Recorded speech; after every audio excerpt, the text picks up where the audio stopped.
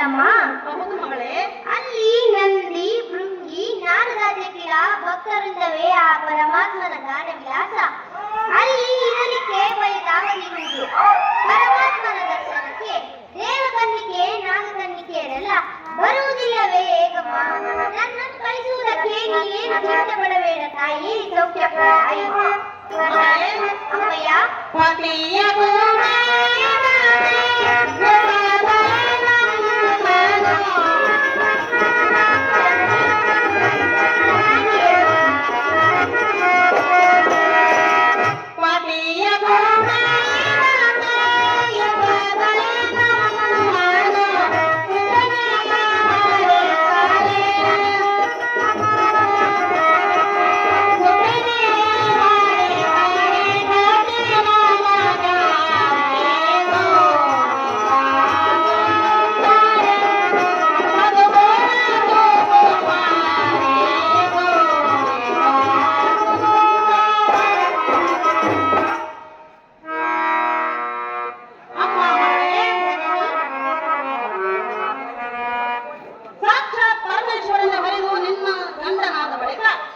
ನಮ್ಮನ್ನು ಮಾತ್ರ ಮರೆಯಬೇಡ ಮಗಳೇ.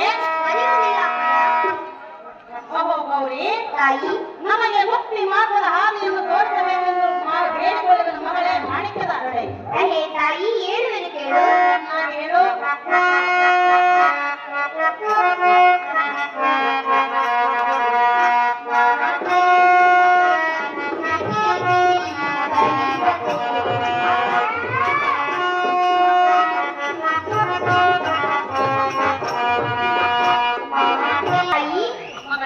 ನೀನೇನು ಚಿಂತೆ ಮಾಡಬೇಡ.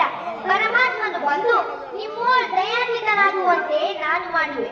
ಸದಾ ಪರಮ ಹರುಷದಿಂದ ನಿರ್ಪಾಕ್ಷೇಶ್ವರನ ಕರೆ ತಂದು ದರ್ಶನ ಮಾಡಿಸುವೆ. ನಮೋ ಮಾತೆ ಪ್ರಖ್ಯಾತೆ. ತಾಯಿ ತಾಯಿ ಮತ್ತೆ ಹೇಳುವೆ ಕೇಳು.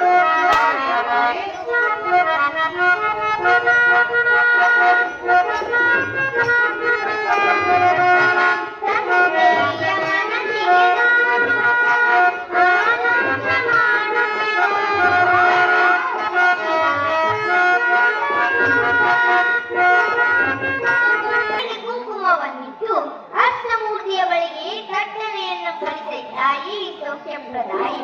ಮಗಳೇ ತಾಯಿ, ಚೆನ್ನಾಗಿ ಕೇಳು. ಚೆನ್ನಾಗಿ ಹೇಳು.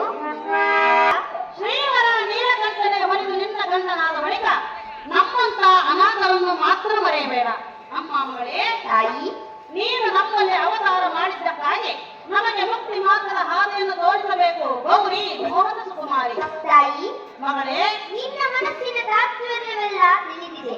ಪಂಪಾಪತಿಯ ಮೋಲಿಸಿ ಇಂಪಿನಿಂದ ನಿಮ್ಮ ತಂಪಿನ ಗ್ರಹದಲ್ಲಿ ಸತಿಪತಿಗಳಿದ್ದು ನಿಮ್ಮ ಮನಸ್ಸನ್ನು ಸಂತೋಷಪಡಿಸುವೆ. ಭೀಮೇಶನ ಸಖನಾದ ನೀಲಕಂಠೇಶ್ವರನ ಬಳಿಗೆ ನನ್ನನ್ನು ಕಳುಹಿಸಿದರೆ ಜಯ ವಿಜಯರೆಂಬ ಸಖಿಯರೊಡನೆ ಮಹೇಶರ ಪೂಜೆಯ ಮಾಡಿ ಒಲಿಸುವೆ. ಅಹೇ ತಾಯಿ, ಮಗಳೇ, ನಾರದರ ವಾಕ್ಯದ ಪ್ರಕಾರ ನೀ ನಡೆಯಬೇಕಲ್ಲದೆ ಮತ್ಯಾವ ಯೋಚನೆಯು ಮನದೋಳು ಮಾಡಬೇಡ ತಾಯಿ, ಸೌಖ್ಯಪ್ರದಾಯಿ. ನಿನ್ನ ಶ್ರೀಮಂತಾಗಲಿ ಮಗಳೇ. ಮಾಣಿಕ್ಯವನ್ನು ಮಾಡಿಸಿರುವೆನು. ದಿವ್ಯ ವಸ್ತ್ರಾಭರಣಗಳಿಂದ ಅಲಂಕೃತಗಳನ್ನಾಗಿ ಮಾಡಿರುವೆನು. ಬೇಗನೆ ಹೇಮ ಊಟಕ್ಕೆ ಬಿಟ್ಟು ಬರಡಂದ್ರೆ ಕಾಂತ ಗುಣವಂತ.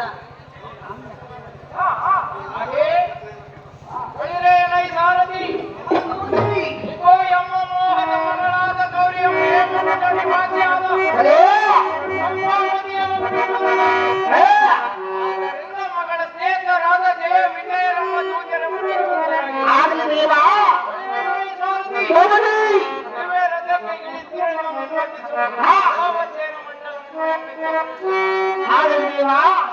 ಈಗೋ ಜೀವನ ಭಯಾಂತರದೊಳ ತಪಸ್ಸಿಗೆ ಕುಳಿತಿರುವಂತೆ ಇದಕ್ಕೇನೋ ರುಜುವೆಂದು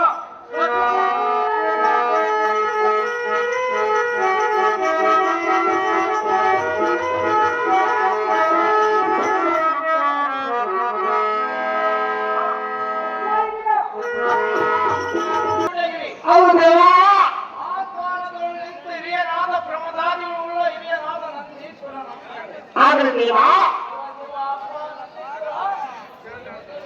ಜಗಜ್ಜನನಿ ದಕ್ಷದ್ವಾರದಲ್ಲಿ ನಿಮಗೆ ಅವತಾರ